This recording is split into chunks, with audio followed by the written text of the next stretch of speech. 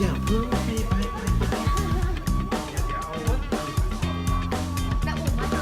เอาใหม่ว่าไงนะ เดี๋ยวพอบุญทำงานเสร็จบุญจะแลกหมายให้ลุงพึกลุงโกพ่อกับแม่ด้วยป่ะ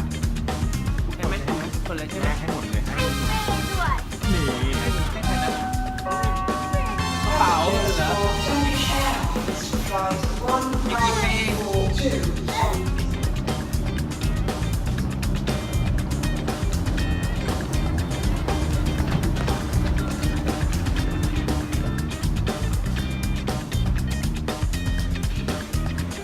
มาถึงแล้ว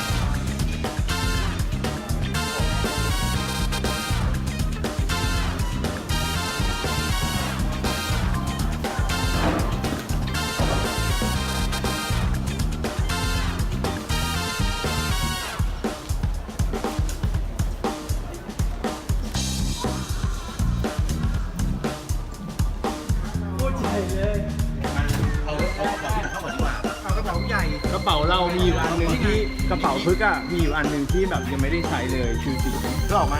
สีนี้ไม่ได้ใช้เลยสีทองใหญ่สบาย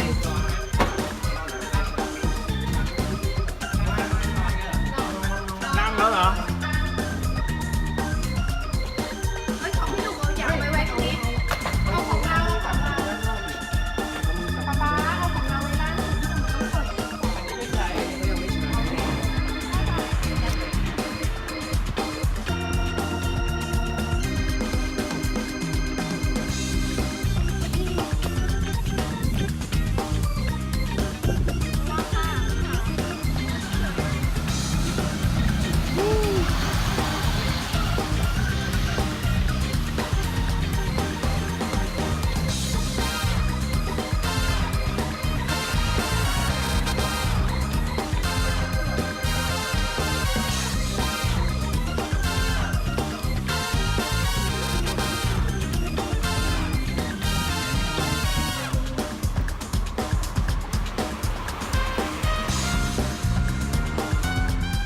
ถึงแล้ว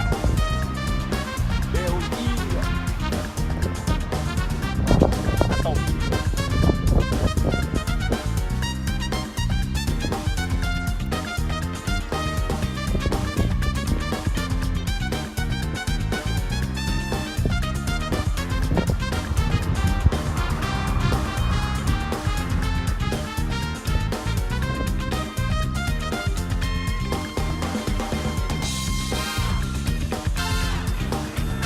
มีคนทำความสะอาดข้างบน